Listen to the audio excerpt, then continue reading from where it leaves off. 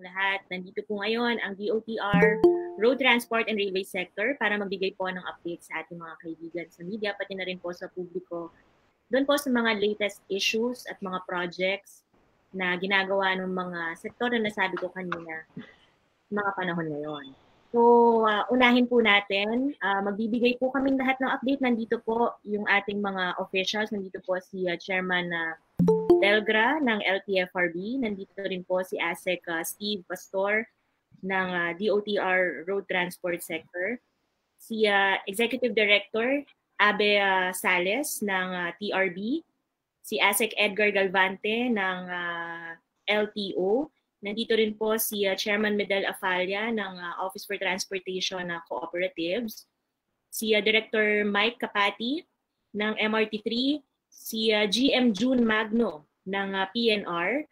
Nandito rin po si Attorney Hernan Cabrera ng LRTA.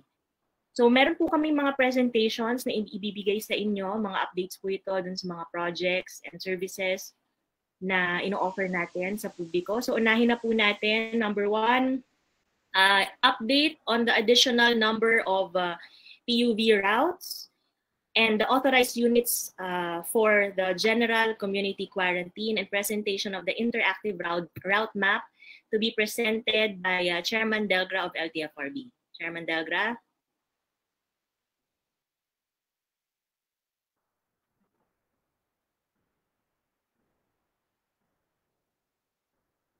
Chairman.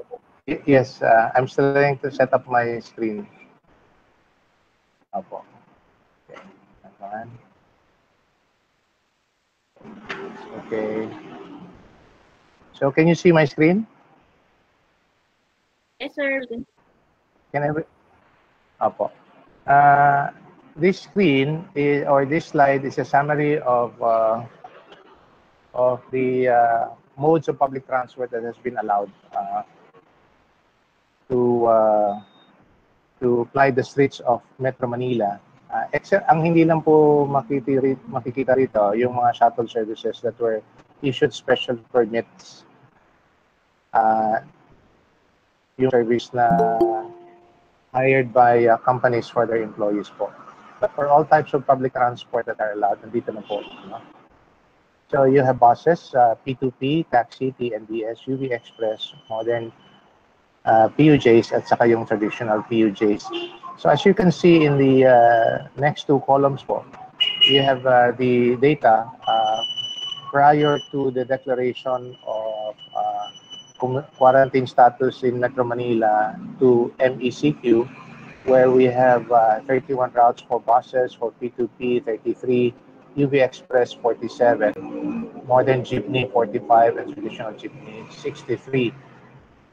And you have the corresponding unit on the next column. However, during the suspension of public transport during the last 2 weeks, our planning and technical team of LTFRB together with the OTR, as well as the consultant, the planners that we have hired for the new SEP route rationalization study, also help us provide more routes to be open. And as it is, there are actually UV Express routes that were open for with additional units of 641.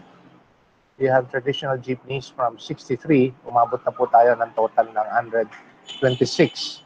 And so far as the number of units are concerned, that's an increase of 91%. And from close to 8,000 units that were allowed, we have also increased it to 12,443, which is a 57% increase in the number of traditional jeepneys. We are also looking at modern jeepneys. I think there are about 2 or 3 co-ops which have yet to run using the modern jeepneys, and for which we will be able to deploy them. Again, having to plan the routes that they will have to run this week. No? In the meantime, as mentioned, we are committed. No? LTFRB is committed to continue to plan for more routes to be open in the coming days, if not weeks. at the end of the week, we would be able to announce also another set of routes to be open.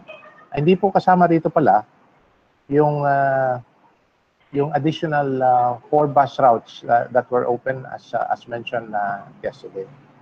The next slide po, ito lang po yung kind of segmentation of the modes of public transports that were allowed.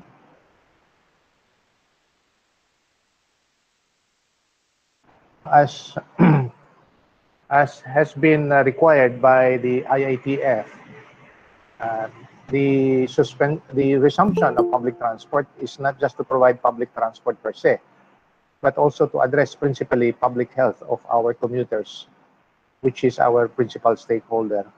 So, kailangan po na masusunod yung mga public health protocol, hindi lang po para sa mga driver at sa mga operator, that they will make their vehicles not only roadworthy, but also safe from the virus. And that's the reason why public health protocols such as social distancing will have to be observed, which consequently will reduce capacity. But for the commuters po, as just a reminder, we have a policy of no mask, no ride. But as early as or as late as last week, there were already announcement by the Department of Transportation where an additional protection for our commuters is being mandated. And that is the wearing of face masks, not only on road-based public transport, but all modes of public transport, as mandated by Secretary Art Tugade of the Department of Transportation.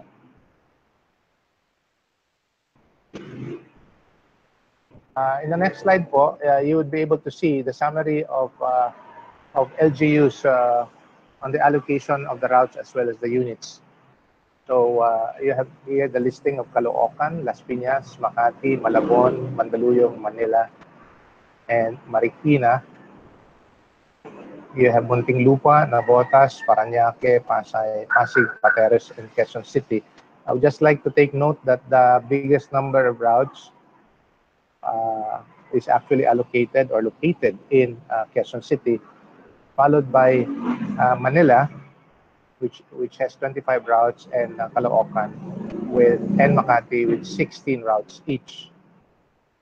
So, rounding it off, you have the last 3 LGUs, San Juan, Taguig, and Valenzuela.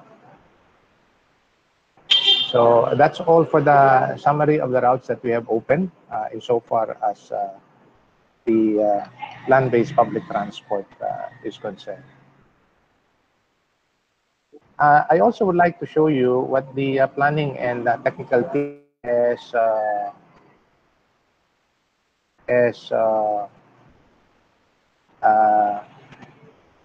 made easy, not only for us planners, but also for the policymakers and commuters alike. No? And they came up with an interactive map for us to understand. On the map, we're showing Metro Manila, where all these routes are. So I would like to present again and share the screen.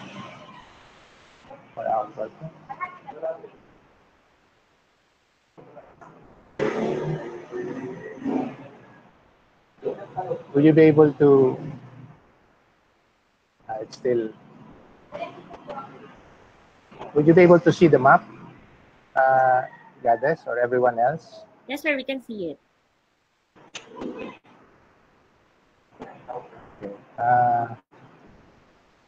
Off with this map will show you, I'll be managing my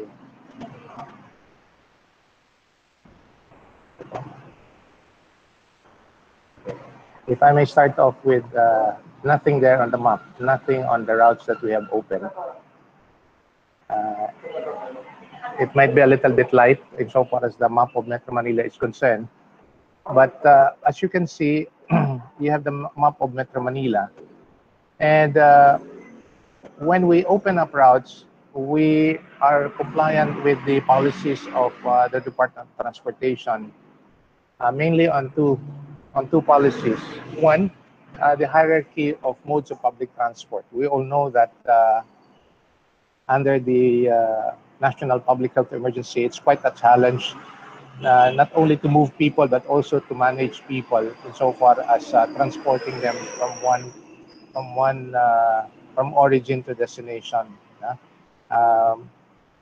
And therefore, because of social distancing, there is reduced capacity insofar as our modes of public transport is concerned. So one policy that has been mandated by the department is to prioritize or make preference that mode with a higher or number of people to accommodate or to move, and that would be the buses. So we started with the buses, we went down to the modern jeepneys, and then to the UV Express and the traditional jeepneys. So that we'll understand where these routes are, the team came out with an interactive map for them to easily see where they are on the map. So let's start off with the bus routes po. As you can see, the 31 bus routes as laid down are all across Metro Manila, including the nearby provinces of Cavite, Laguna, Bulacan on the north, and Rizal on the east. And about that same time, the bus route actually started on June 1. And on that same date also, we opened up the P2P routes. The P2P routes, as mentioned, ito po ang mga rota in red. And then the next mode that were opened up are the modern PUVs. And then after which you have the UV Express and the traditional jeepneys. So as you can see po, extensively, you would be able to see in the map na gano'n na po karami yung mga rota na ilatag na po natin sa Metro Manila. However, kasi tuloy-tuloy naman ito po yung pagpaplano, kailangan tingnan, kailangan mabigyan ng rota. Now, for us to understand further, na itong mga linyang ito that represents the routes that were open, we would also be able to know by clicking on the line, for example here, we would be able to know the type of route. There are basic data that we can draw from these routes that are laid down.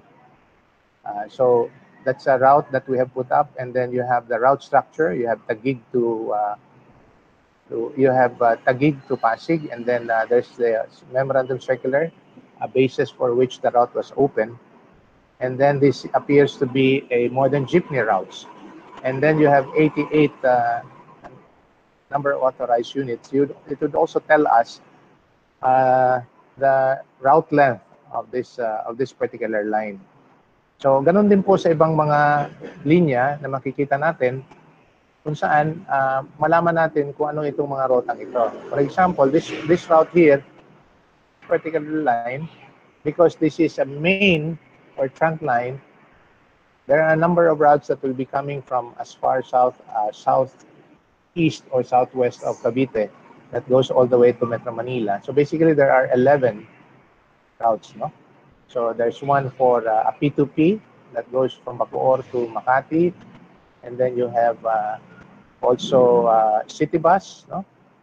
You also have another city bus, but taking from another origin, no? And then you have another city bus from another origin as well, taking that same road. I'm referring to the Coastal Road going to PTEX. So ito po ang magandang ginawa at maintindihan po ng karamihan kung ano na po ang extent ng mga rota nitong Metro Manila na ilatag ng LTFRB together with the OTR road sector. So, sir? I'm sorry po? Sir, ito bang itong map na to is available online? Can the media access? It's still internal use for the planning and technical team of LTFRB, but we will soon make this available we will just have to make arrangement on certain matters. Kasi merong mga technical considerations on how to put this up. Okay. Locally po. But definitely, as I've said, we will make this available, especially to policymakers, to planners as well, so that we will understand kung saan-saan na ito at anong klaseng rota o anong klaseng mga pampublikong sasakyan ang tumatakbo na dito sa mga rotang ito po. Okay, thank you very much, Chairman. Thank you very much. Okay, ang next presentation po natin is about the bike lanes and EDSA status po and updates. You have the floor as Steve Pastor of the DOTR Road Transport and Infrastructure. Thank you, Asek Goddess. Good afternoon po sa inyong lahat, sa ating mga kaibigan sa media, sa ating mga nanonood. While waiting for the screen share, for us to share our screen, yung EDSA busway project po natin with the exclusive use of the median lanes aims to reform our city bus system along EDSA by reducing the routes to 61 instead of the 3,340 units before passing through EDSA into one integrated dedicated bus service with only single route running on dedicated consolidated manner of fewer than 550 units. As can be seen on the screen po, may na-deliver na po tayo na 2,407 concrete barriers as of today. Meron din pong steel bollards na dinonate po sa MMDA, and this will be used to enclose some of the stretches along EDSA. As of today also, we have 15 stations completed.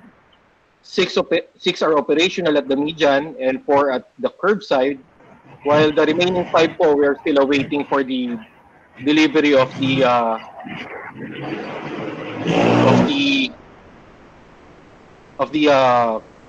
barriers po natin. As of today, there are also 284 bus units that are running the EDSA busway system.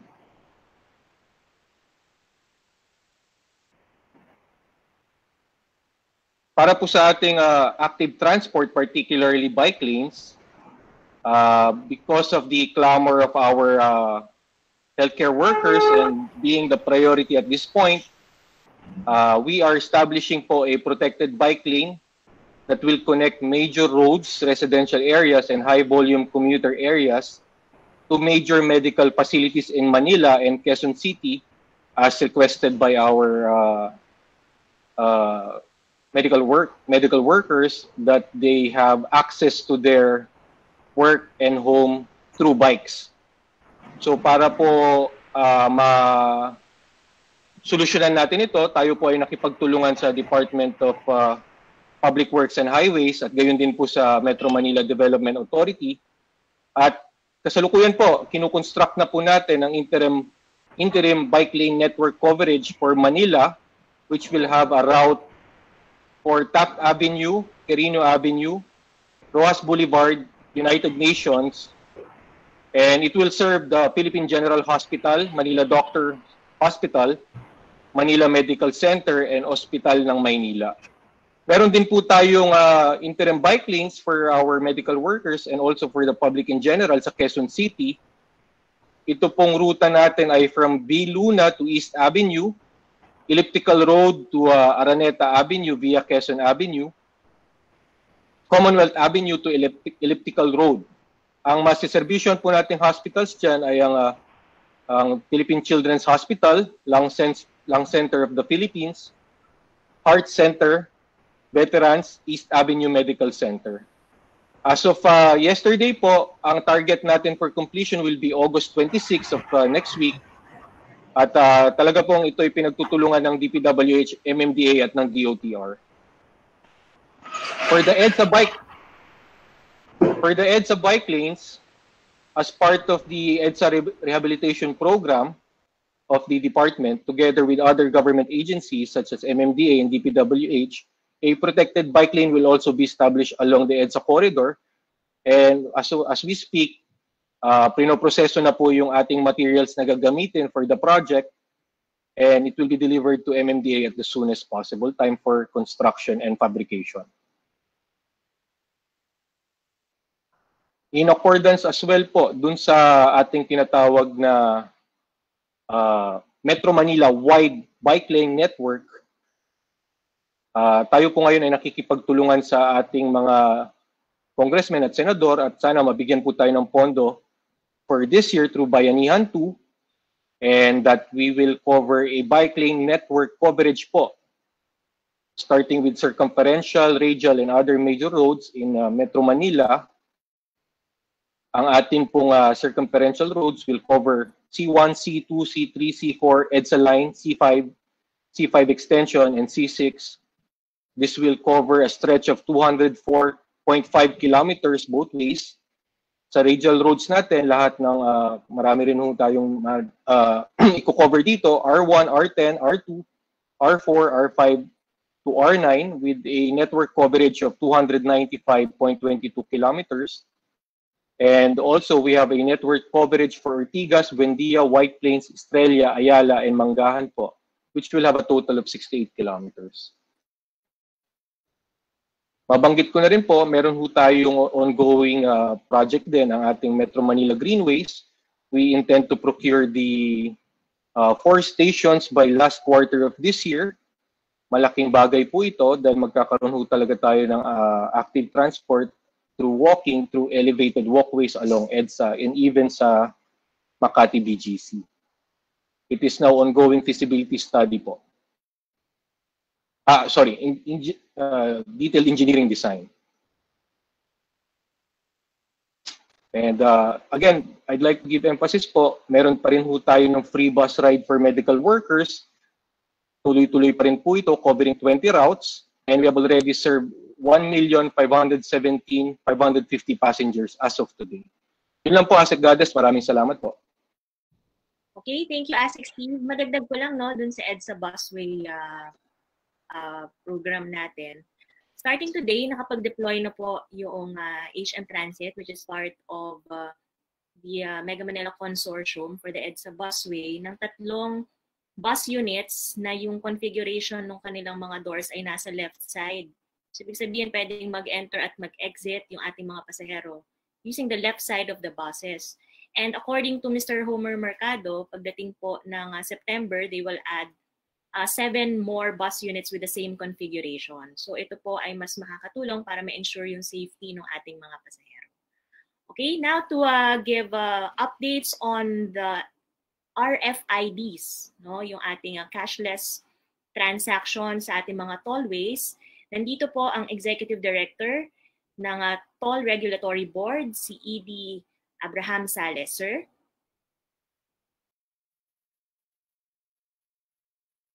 Sir, nakamute ka po.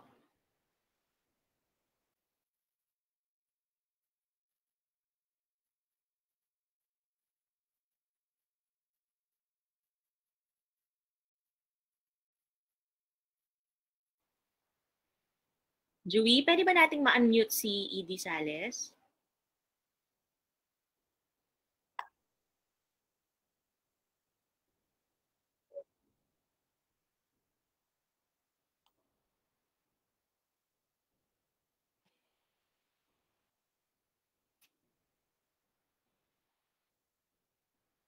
Sir Abe?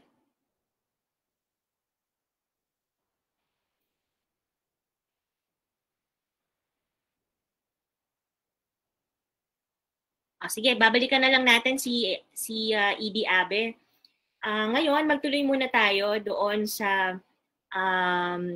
proposed demerit system ng DOTR at ng LTO at ipepresent po yan, bibigyan po kayo ng idea ni Asek Galvante of our Land Transportation Office. Asek Galvante, please.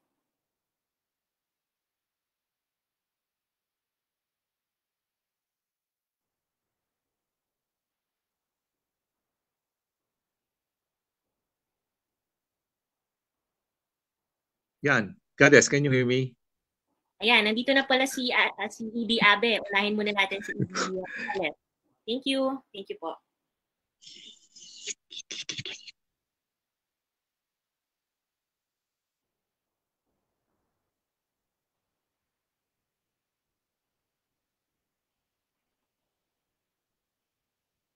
Okay, ED Abe, baka pwede niyo po nga mabigyan na po ng update yung ating mga kasamahan sa media, pati na po yung publiko tungkol po dun sa RFID.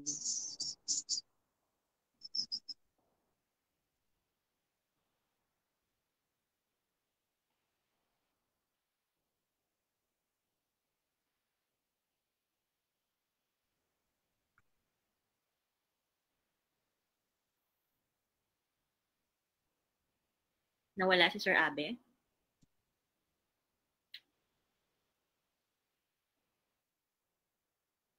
Okay. Si Asek Galvante po ba? Ready na?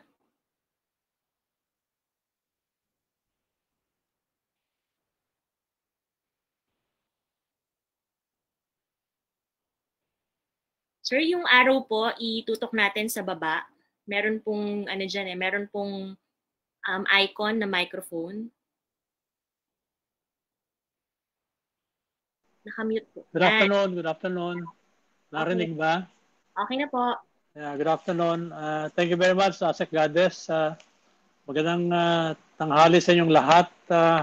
Ibig ko pong linawin lang na itong tungkol sa demerit points, ikaw yung nakapaloob na sa IRR noong 10930 na kung saan itong batas na ito ninagdaan noong 2017 at yung IRR niyan ay na-approve at ilinabas noong June of 2019. Itong batas na ito, nung ilabas, ito yung nag-formally authorize yung pagpapalawig nating lisensya from 3 years to 5 years. And eventually, binibigyan ng hanggang 10 years yung license holder kung siya ay walang mga violation. Ngayon, yung demerit points natin, classify yan into 3 categories, no? Yung grave violation will cause a violator 5 demerit points. Less grave, 3 demerit points. At saka yung light naman, 1 demerit point. At kung ito ay maka-accumulate ng several demerit points during the duration of the validity of the license, maaaring magkaroon ng mga imposition of fines and penalties kasama na yung maaaring requiring siya na magdaan sa reorientation as a driver. At hindi siya makakapag-enjoy ng kanyang privilege ng pagdadrive hanggat hindi na isasagawa yung nasa-serve yung penalty, which can range from suspension to even ma-revoke yung lisensya. Merong mga nakasaad na kung ano-ano yung mga grave violations. Halimbawa, sa grave violation na would merit a 5 demerit points as violator, yung driving a motor vehicle used in the commission of crime. Ito, very very grave itong violation na ito. Then, yung nag-drive ng kolorum na vehicle, o kaya naman yung driver nag-drive while under the influence of drugs or alcohol.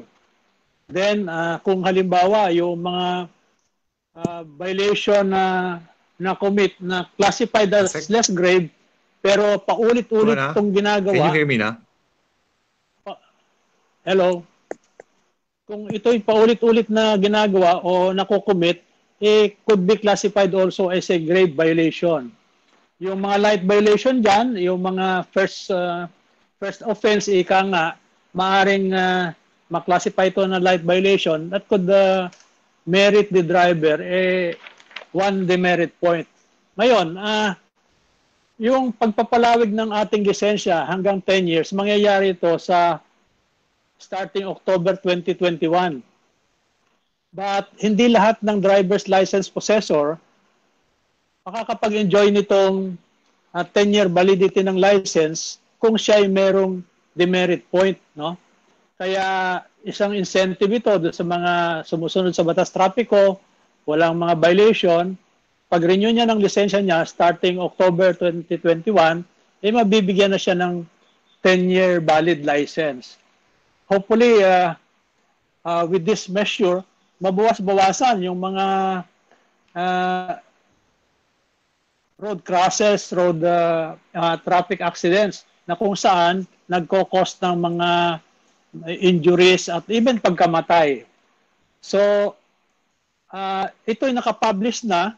At again, sabi ko nga, ito'y ginawang effective, yung IRR, ginawang effective ito nung ito'y ma-publish nung June 2019.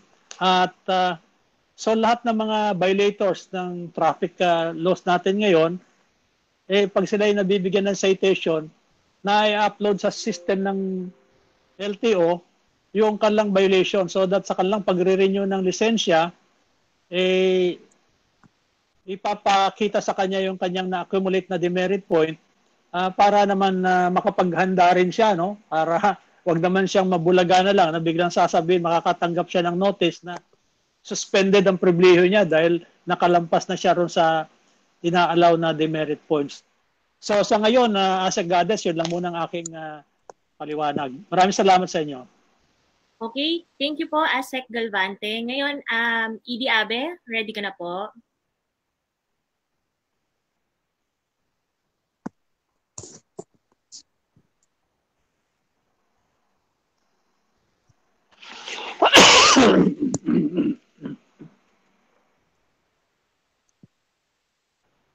Edie Abe.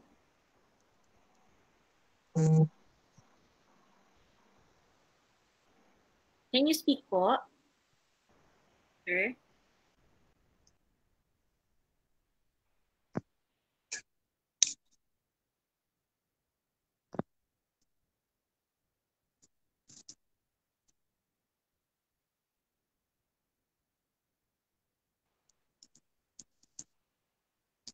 Naririnig niyo ako? Yes, sir. Goddess? Yes, we can hear you, sir. Yeah, we can hear you. Yeah, thank you. Okay. Sorry. Hindi ako techie eh. But anyway, on the matter of RFID, we are anticipating the issuance by the Department of Transportation of a department order requiring cashless or contactless transaction for all vehicles traveling on toll expressways. No? So this would be effective by November this year. Presently, there are 1.4 million vehicles that have RFID. We are targeting 2 million more to use the RFID. Ibig sabihin nito, when you enter the expressway, dapat naka-RFID ka. Bawal na or wala nang cash transaction. The objective is to mitigate the transmission of COVID-19 kasi pag nagbabayad ka ng cash, meron kayong transaction ng teller between the driver and the teller, no. So maiiwasan natin yung pagpasa ng pera. And it will also ensure more efficient flow of traffic. So sa base sa 2019 average daily traffic, 40% lang ang gumagamit ng RFID. So ang target natin gawing 100% starting itong November. And we will be giving directive to the operators to set up more station where RFID can be installed. So gagawin po namin once we receive the department order, gagawin po namin yung implementing rules and regulations for guidance po ng mga operator at saka ng mga motorista po. So yun po yung update ko po tungkol po sa RFID. Okay, maraming salamat, ED Abraham Sales from the Toll Regulatory Board. Ngayon naman, pakinggan po natin yung report ni Chairman Medel Afalia ng Office for Transportation Cooperatives on the number of transport service co-ops formed by FAR. Chairman Afalia? Yes, ma'am. Magandang hapon po, Asek, at magandang hapon po sa kasamaan sa pamahalaan. Magandang hapon po sa mga kaibigan sa media. Ang Office of Transportation Cooperatives po ay siyang nangasiwa doon po sa accreditation ng mga transport cooperatives across the country. As of August 19 today, ito po yung update namin. Total number of accredited transport cooperative as of 31 July, umabot na po tayo sa 1,248. Pero you will note that before the PUBMP, meron lamang po po tayong 440 accredited species as of June 30 of 2017. Meaning to say, because of the PUBMP, marami po yung yumakap sa programa, marami po yung tumugon sa panawagan ng pamahalaan na sumali po sa PUB Modernization Program. So that, nung 2018 po at 2019, ay meron na po tayong total accredited na 808.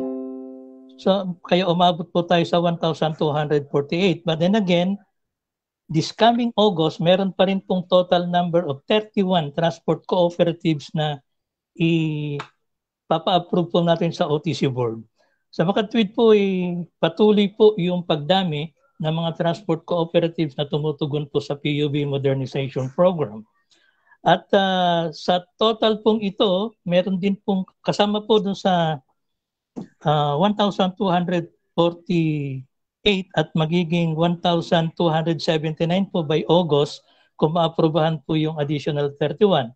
Kasama po dito mga for information of everybody, may dalawang transport cooperative po tayo somewhere in Mindanao.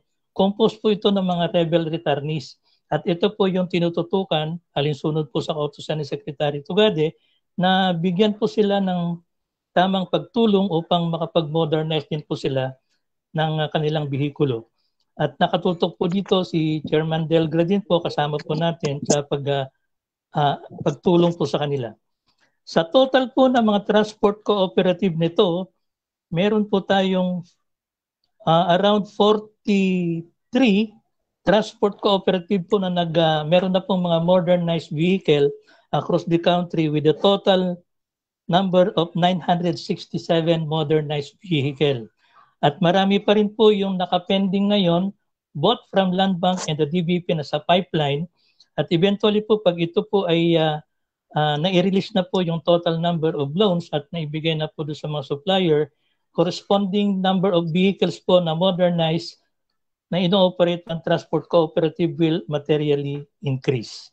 So far po, yun lang po muna ang update as far as the number of transportation cooperatives accredited by the Office of Transportation Cooperatives. Okay, maraming salamat, Chairman Afalya. Ngayon, let's move on to updates on our railways sector. So, unahin natin yung sa train operations. Kamusta na po ba sa MRT3? Director Mike Capati, please. Ay, magandang tanghali po. Sa MRT po ay nakapag-deploy tayo ng 18 tren kaninang maga. Yan po ay composed ng 16 na CKD at 2 Dalian train. Continuous po ang implementation ng ating health protocols.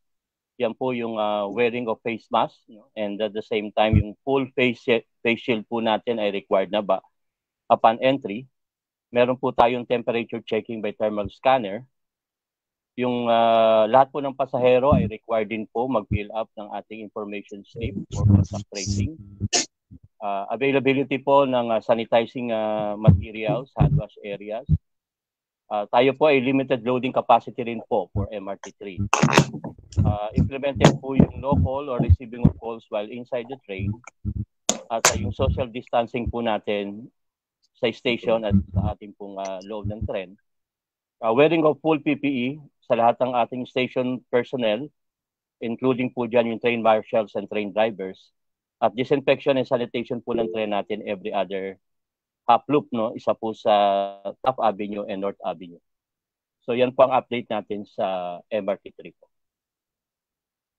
Okay, maraming salamat po, Director Capati of MRT3. Ngayon naman po, para mag-report about the status of train operations sa PNR and LRT1, si General Manager June Magno. Sir? Sir, nakamute po kayo.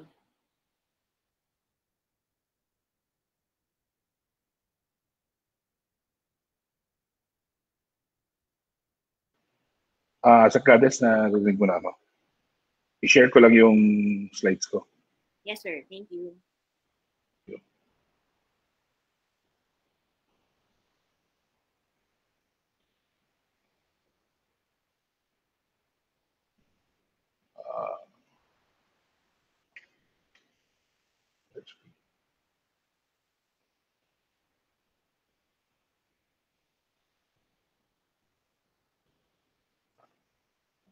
Narinig niyo ako, Asikadas?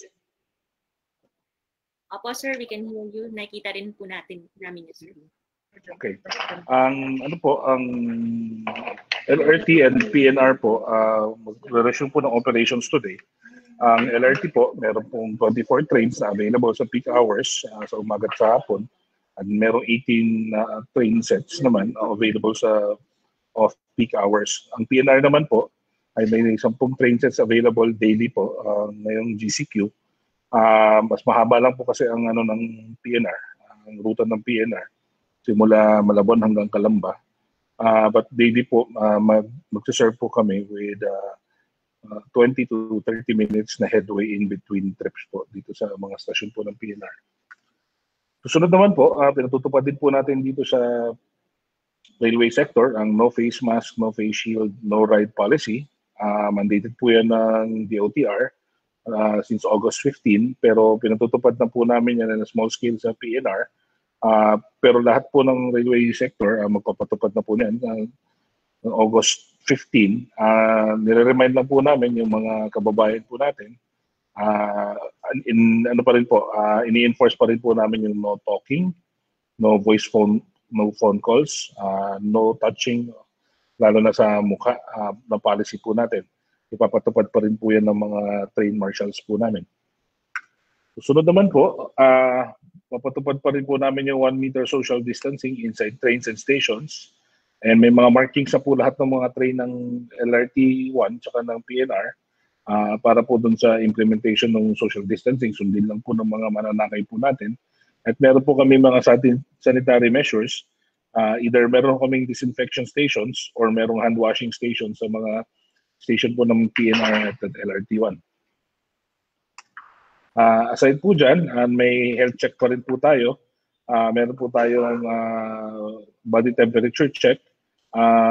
Yan po namin, ang sinabi po kasi ng DOH is meron kang COVID pag 38 degrees, pero para ka na rin po itatakbo sa hospital nun. So mas mababa po ang threshold na pinatutupad po namin. Pinatutupad po namin yung 37.6 degrees Celsius na temperature, body temperature, para po pasakayin kayo sa lahat ng mga bagon po ng PNR and ng LRT1. Pwede pong inaano pa rin po namin na ini-health check din po namin lahat ng pasahero. Aside po doon, ini-health check din po namin ang amin pong mga kawani at mga tauhan. Disinfect din po namin ang aming mga tren sa kada ikot po niya. And yung po namin, mga staff po namin is naka full PPE. And lagi po check po namin ngayon, nagre-resume po tayo. Lahat po, from skeletal force to regular workforce. Kasalukuyan pong nag-aano po kami,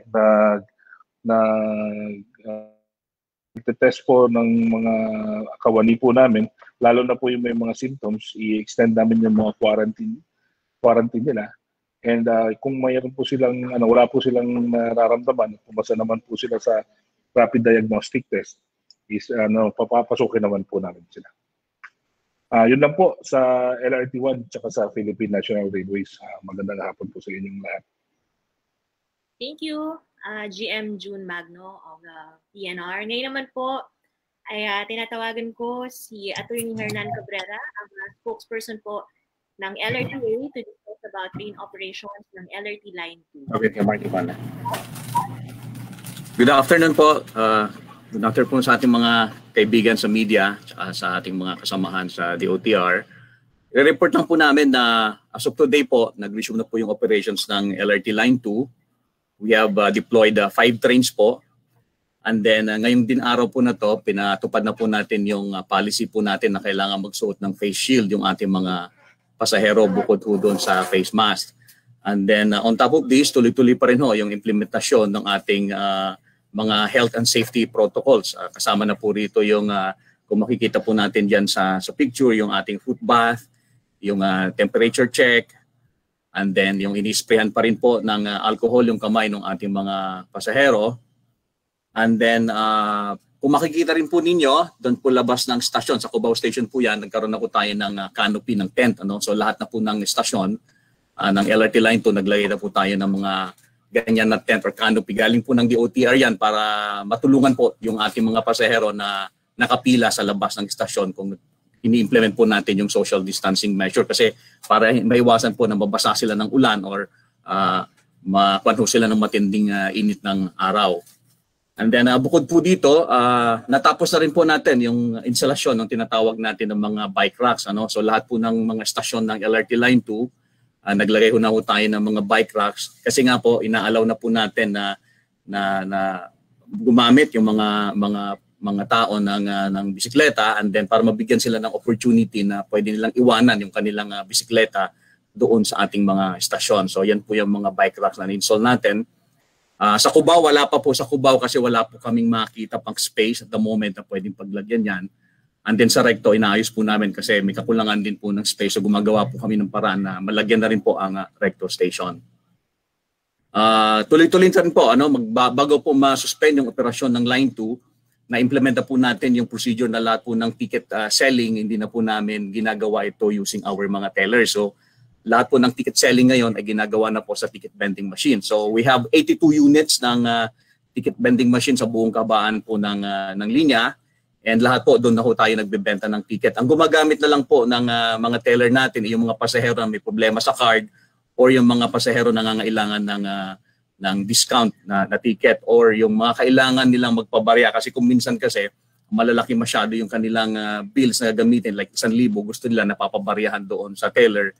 Kasi in some instances po kasi, ayaw nila na masyadong loose coins naman ho yung sinusukli nung machine sa kanila. Kaya iniiwasan po nila na masyadong napakaraming coins or smaller bills yung sinusukli ng ticket vending machine.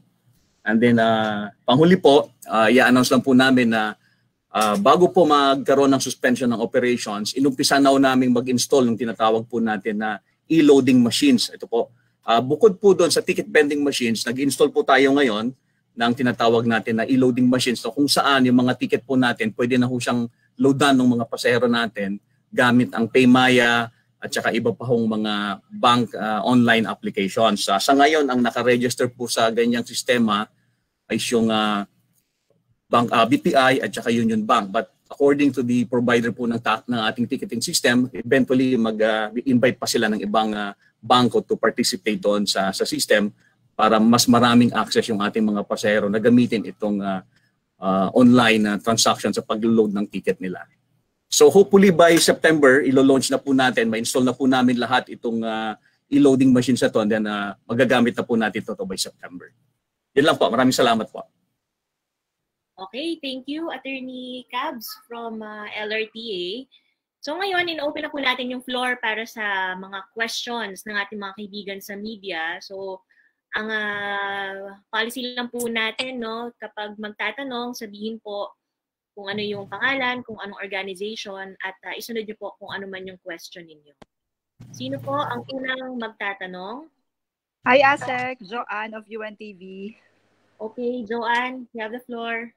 Apo. Good afternoon po to everyone. Ang question ko lang po is regarding po sa provincial buses. Meron pong sinasabi ang Provincial Bus Operators Association na baka daw po pwede na mapayagan na rin sila na at least makapag-partial operations. Tapos po, isa rin kasi sa kinu-question nila na bakit daw po yung mga P2P coming from Cavite and Bulacan is na pinapayagan na makapasok ng Metro Manila. How come po na yung mga provincial buses ay hindi pa rin mapayagan na makabiyahe po sa mga probinsya? Thank you po. Siguro po pwede nating ipasa yung tanong kay Chairman Delgra of LTFRB. Apo. Yes po. Joanne, thank you very much for that question. Although it's one question divided into two, it's basically raising the issue on the provincial bus routes po. We are also looking forward to the opening of the provincial bus routes po, especially the provincial bus routes that are entering Metro Manila or originating from Metro Manila to anywhere else in the country. But it has always been a concern, and this has been the constant policy of the department, also of the IATF, nangunguna po yung public health consideration natin dito, even in the transport or of people or even in moving people around. Having said that, we have made preparations. Continuous po yung preparation natin dito once we would be able to open up provincial bus routes, as I've said, either originating or entering Metro Manila. Some of our preparations included the several consultations and dialogues that we already had with integrated bus terminal operators para mapaghandaan nila yung mga terminals nila once provincial bus routes entering or originating Metro Manila would be allowed. No? I'm referring to integrated terminals that has already been identified by DOTR, LTFRB, and even by MMDA kung saan po magtatapos yung mga manggagaling sa probinsya papasok sa Metro Manila. Ito po yung PTEX sa Santa Rosa terminal in Laguna, and then you have the North Luzon Expressway terminal in Bulacan, the one in Valenzuela, and also the one in Cubao. No? So tuloy-tuloy po. But as I mentioned earlier, since we're talking about moving people, we also need to closely coordinate with the LGUs concerned. Yung pinanggagalingan ng mga pasahero o yung pagpupuntahan ng mga pasahero na manggagaling sa Metro Manila. It has always been a concern. In fact, we already had a meeting with the umbrella organization of the locally elected officials kung saan nagsabi sila na a large majority of the provinces are still not willing to open up their borders. And even a week before the declaration of the MECQ, back in August 4, 2 weeks ago, nagpalabas din ng resolution ang mga governors ng Region 3 na humihiling na ihinto muna yung provincial bus routes that are coming in from Metro Manila to Region 3. So yun po yung mga issues and challenges that we need to meet, but obviously we need to have close coordination with the LGU here. Now, as regards po yung mga P2P, ito po yung mga commuter routes po ang tawag natin dito, kung saan ito po yung araw-araw na may nagbebiyahe. This would be an exception to the provincial bus routes na nilatag natin extensively, no? In that sense. Ito yung mga rota na manggagaling as far north as Ilocos or Cagayan Valley or even down south as far south as Mindanao. Kasi meron po tayong tinatawag na interregional routes that comes all the way from Mindanao or even from the Visayas of Samar or Leyte. Having said that, meron po kung saan sa mga lugar na pinapayagan na po ng mga respective LGUs na pwede na silang magbukas, even on a calibrated, gradual manner, napayagan na po yung tinatawag nating provincial bus route or yung interregional routes po sa Mindanao, kung saan meron na pong biyahe galing sa Caraga, going to Davao City in Region 11, or from Cagayan de Oro, Region 10, to Caraga, Butuan City. So, sa mga lugar na pwede na po at nagbubukas na yung mga LGU ng kanilang mga borders, pinapayagan naman din po natin ang mga provincial bus routes na ito, but then again, in a calibrated manner. At the end of the day, it's really about having to manage people, not having to manage buses to run on those provincial bus routes, but how to manage them together with the LGUs. Patungkol, in fact, we continue to coordinate with the LGU. Among other things, for example, tinitingnan natin yung issue about common pick-up and drop-off points. No? Kung okay ba sa LGU na doon sa integrated terminal sa kanilang lugar, o kaya doon sa mismong malapit sa hospital, so that if there would be some emergencies or health emergencies that needs to be addressed, o kaya malapit sa quarantine or isolation facility ng mga respective provinces ang pwedeng pick up and drop off points. So yun po yung mga iba't ibang mga concerns na pinapaabot namin at kino-coordinate natin sa LGU so that maiayos natin yung pagta-transport o yung maayos natin ang movement of people from Metro Manila going to the provinces and vice versa po. Okay. Copy po. Salamat, Chairman. Okay, next question. Sino ang magtatanong? Okay, Jackie. And then next si Aika of Rappler. Jackie, yes? Hi, Chairman. Assessment niyo po, brief assessment ng first half day ng GCQ dito sa Metro Manila. Brief assessment po. Apo. Actually, even yesterday, after our press con, I already have given instructions that we need to monitor what's happening on the ground. And we're already getting reports as early as 4:30. Ibig sabihin po, even before a lot of buses already on the road. But most of the buses, PUJs, and modern jeepneys for that matter, already on the road. Ano? Pero alam natin na meron pa rin sa mga lugar, minomonitor natin, na merong mga ilan na naghihintay ng mga public transport. Pero it's not as many as we had before when we first opened up public transport. Tuloy-tuloy naman din po yung pagpaplano natin sa bububukas pa ng ibang lugar na kailangan mabuksan ng mga rota to provide public transport sa ating mga kababayan po. Chairman, naputol, sorry. Meron pong Tuloy-tuloy po yung pagpaplano natin patungkol sa pagbubukas ng mga additional routes po. As we have promised that we're going to continue to plan and open up routes every week po. So meron pa rin pong na-monitor na na-stranded po ba, sir? Or... I'm sorry, nawawala po kayo, Jackie? Meron po bang mga na-monitor na na-stranded, sir? Meron po mga the usual peak hours na crowd. I'm not, as of the latest, kasi non-peak hours ngayon, ibig sabihin matumal yung pasahero at this hour. I still have to get confirmation on the ground po. Sir, one more question from me. Kasi po meron po kaming mga naabutan ng mga pasahero, senior citizens and families with children who were turned away sa mga terminals. Siguro, sir, clarification or maybe reiteration of the policy na bawal talaga itong age group na ito? Actually po, yung policy na yan, hindi po policy ng LTFRB o DOTR. Alam po natin, policy yan ng IATF, kung saan, as a general rule, meron pa rin mga tao na pinagbabawal na lumabas ng bahay at magbiyahe.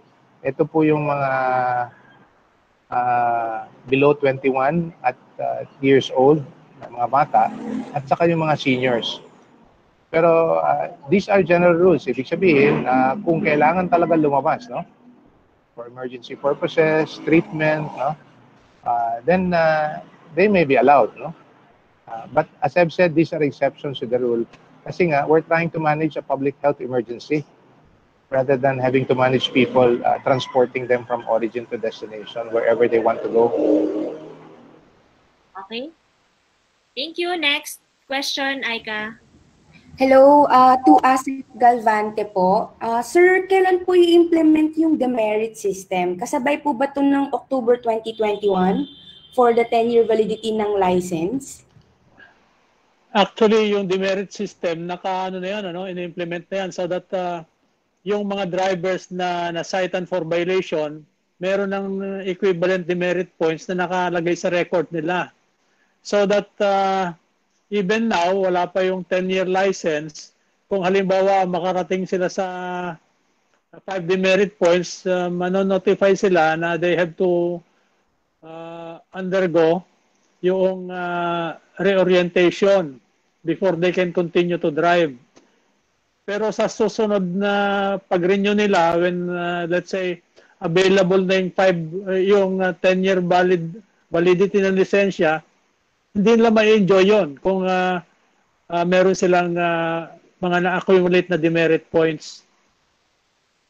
So again, ulitin ko, kasama na yan ngayon sa mga mga ini-implement na traffic rules and regulation. Kasi effective na since last year pa yung IRR ng 10930 no? Yes, please. May follow-up pa? Sir, Opo, follow-up ko lang, sir.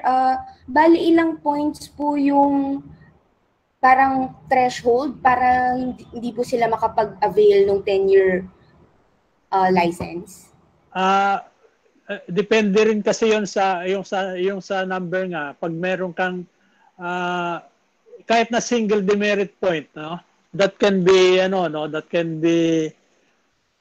considered na hindi ka maka-avail ng 10-year valid license, kundi yung normal lang na standard lang na 5-year license sa ma-enjoy mo na privilege. Kasi ito ginagawa para bilang bilang let's say premium para doon sa mga taong sumusunod sa batas trapiko, hindi nagba-violate. So sir, dapat wala po silang demerit points at all? Yes. Okay, sige. Thank you so much, sir. Thank you rin. Okay, next question. Sino po? Ako po, Asek Gades, Mark Salazar. Okay. Mark Salazar, GMA 7. Okay, please. Okay. Yun lang, sa tingin niyo po ba ay kailangan pa ng information campaign para dun sa the use of, particularly ng face shield? Kasi kanina, napansin namin, marami pa rin talaga ang hindi nila alam na required na pala pagsasakay sila ng tren o ng jeep na kailangan nila ng face shield. Maybe not everyone is watching the news lately, lalo na dahil mabilis lang naman din natin yan in-announce. Sa tingin nyo ay kailangan pa ba ng mas massive information campaign? Siguro kung sa tingin ng ilan, kailangan pa o may mga hindi pa rin nakakaalam, no? Mas pag-iigihan pa siguro yung ating information campaign on this. In fact, since August 4 noong inilabas po yung memorandum circular ng August 3, no, ay dinisseminate na natin ito sa media pati din sa publiko. Actually, hindi lang tayo, hindi lang ang DOTR, kundi lahat ng mga attached agencies ng DOTR yung nagtulong-tulong para ma-i-inform yung publiko tungkol dito sa policy na to. And base doon sa naging monitoring natin noong April 15, dahil yung ibang mga regions naman ay naka-GCQ o MDCQ, wala naman tayong nakita na difficulty doon sa enforcement ng policy. In fact, sa ibang mga regions like sa Cebu, more than 90% yung compliance nila doon sa memorandum circular ng DOTR. So siguro dito sa Metro Manila, mas paiigtingin pa rin natin at maglalabas ng mas maraming mga information material siguro via tarpaulins or pwede rin na mag-announce through megaphone yung ating mga officers doon sa mga terminals or stations. Okay. Last lang for me. Kay GM June Magno, kung nandyan pa si Sir GM. Yes. Opo. Sir, i-report ko lang kasi kanina doon sa Buendia Station ninyo ng PNR ay meron kaming nakitang uniformed personnel ninyo na wala naman sila mga face shield. Yung isa nga ay wala nang ang face shield, nakababa pa ang face mask habang nakikipagkwentuhan sa guard, sa security guard ng platform. And then yung iba naman, wala namang face shield. So you mentioned about the use of full PPE in all your personnel. So paano po ba ang monitoring na ginagawa ninyo for compliance? Okay. Una, kung meron kayong photo nung tao na yon, kung sino yung sa De La Rosa station namin na walang face shield tsaka face mask, pakipadala sa amin, gagawa namin ng appropriate action. Mahirap naman din lang yung salita nyo lang din ang pagbabasihan namin para doon sa allegation po ninyo. Bigyan niyo po kami ng proof, may corresponding disciplinary action po yan. Pangalawa po, nag-i-install na po kami ng artificial intelligence system na CCTV na hindi na po kailangan ng inspector. Ngayon po, ang sistema po namin na inspector. Ngayon po, tapos na po yung installation namin nung CCTV namin na merong automatic detection kami ng face mask policy pati dun sa mga kawani po namin. So, kayo pala yung nagpunta kanina. Hindi kayo naging ng request ng nagpaalam sa amin. Bigla na lang kayo sumipot doon. Pero okay lang, pakipadala na lang yung photo. All right. Okay. Thank you. Thank you, GM. Okay. Next question po. Meron pa po. Hello po. Hello po. JC. Good afternoon po. JC po from TV5.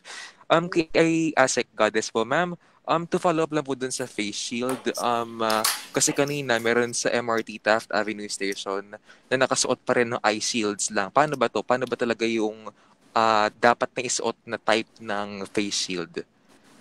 Okay, based po lang sa memorandum circular, sa policy na inilabas ng DOTR, ang kinakailangan ng isuot ay full face shield. Kinakailangan protektado yung buong mukha. Hindi lang po yung mata, hindi pati na rin yung ilong at bibig. Kasi ang goal nito, yung gusto magkaroon ng redundancy yung protection na binibigay sa atin. So, full face shield dapat. Nagbibas po ng press release and information materials ng DOTR and also our attached agencies on that and other concerned government agencies na nakalagay po doon na hindi lang yung mga models, yung mga face shield, dapat po full face shield. Simula po ito hanggang sa baba, kailangan ito na. Okay. Kay Director Katpati naman po. Director, you mentioned earlier doon po sa ating past interview about po doon sa app for contact tracing. Ano po yung update natin dito? Sa ngayon po yung application namin yan ay nag-undergo ng simulation. No? May standard po kami ginagawa sa DOTR. And once na yan po ay pumasa sa amin, we will get rid of yung ating tinatawag na manual. So yan po ay sa ngayon po ay ginagawa po ng simulation. Yes, Director. Tapos last na lang po, we all know they are required to fill up contact tracing forms. Hindi ba yun mas risky, sir? Kasi hiraman sila ng ballpen dun sa stasyon. Actually, ang ginagawa po namin dyan, we encourage everyone na magdala rin sila ng sariling ballpen. At kung kami naman po magpo-provide, sinasanitize naman din namin yan. And we also appeal to the public na sana rin makipagtulungan sila. Hindi kasi kaya ng gobyerno i-implement. Kung hindi kailangan dito ang patulungan ng bawat. Thank you very much po. Okay. Next question po. Meron pa po ba? Hello. Hello, good morning. Krisha po from Inquirer po. Okay, Krisha, go ahead. Hello po, this is for Director Kapati po. Sir, we would like to ask for an update lang po dun sa mga employees po natin. Shortly after yung ating coronavirus outbreak po within our depots po, we would like to ask ano na po yung status ng mga employees po natin. And now that we have resumed operations po, ano po yung assurance natin sa public that a similar outbreak won't happen again or we are preventing a similar incident from happening again? Thank you, sir. Okay po. Okay po. Opo. Sa ngayon po, manageable na po ang ating COVID monitoring. No? Marami na po ang naka-recover. Actually, sa MRT3 personnel po, 10 ang monitor na lang po sa atin, awaiting reswabbing para po makabalik na sila sa trabaho. While yung ating pong mga subcontractor ay mga around 60 plus na lang po ang minomonitor namin. Kasi po, nagkakaroon sila ng issue sa mga LGU requirements kasi magkakaiba, no? Iba ang requirements ng isang LGU sa ibang LGU. But nevertheless, nire-require po namin lahat ng empleyado na pag bumalik sila, dapat meron silang negative result and health clearance po na nag-reswab sila. And sa ngayon po, lahat po ng nagbabantay sa ating istasyon ay negative po sa COVID rapid test po. Rather, PTCR po. Sa swab test po. Okay, that's all. Thank you, sir. Okay, thank you, Krisha. Si Jackie, nagtataas ng kamay. Yes? Hi. Huling question po. Ano magiging role ng DOTR dun sa issue dun sa barrier? Meron po ba? Sa barrier for motorcycles po. Okay, siguro ASEC Steve Pastor can answer, give input for that. Yeah, thank you, ASEC. No? Thank you for the question also, Ms. Jackie. Ang DOTR po ay parte ng IATF na merong ginawang sub-technical working group para aralin po yung paggamit ng motorcycle barriers natin. Itong direktiba na ito ay binigay din po sa National Task Force kung saan nag-issue ang PNP to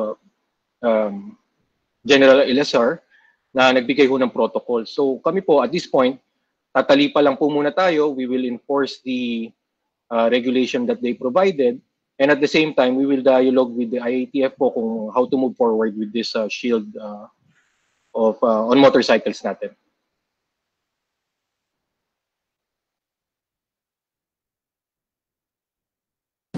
Thank you po. Okay, thank you. Meron pa po ba na magtatanong? Wala na po. Hello, I Carrie from Rappler. May follow-up question lang ako dun sa question ni Jackie. Sir Asek, Steve, question ko lang po. Kasi di ba sinabi po dun sa barriers na dapat katulad nung sa angkas. Since ang angkas hindi naman daw nila binibenta yung barriers nila, pero ano po yung re-recommend niyo po dun sa say distribution or something? Kasi meron pong mga nagsasabi na baka kanilang ibenta raw or parang, how do I say this? Trademark ba? Parang ganon. Any comments on that po, sir? Yeah, thank you, Ms. Aika. We understand that the National Task Force through General LSR will issue a memo within the day to clarify po kung ano po yung binabanggit nilang angkas shield doon. But we understand also na may sariling ang disenyo ang angkas. Gayon din ang iba nating mga motorcycle taxis. Alam ko, Joyride, meron din silang barrier type. Gayon din yung sa proposal sa Province of Bohol. So we will await po kung ano po ang guidance ng National Task Force on this, considering that they are the ones who issued the guidelines po. Thank you po. Okay, thank you. Meron pa po ba? Last question? Okay. Kung wala na pong katanungan, dyan po nagtatapos yung ating DOTR Road Transport and Railways press conference for today. Bukas po magkakaroon ulit ng virtual press conference ng DOTR, pero tungkol naman po yon sa aviation and airports and maritime sectors. So, maraming salamat po sa ating mga kababayan na nanood. Maraming salamat din po sa mga kaibigan natin sa media na nag-cover po para matulungan din kami na ma-disseminate yung information about our projects sa ating mga kababayan. Yan, good afternoon po to everyone at God bless you all po. Thank you, Asik Goddess. Thank you.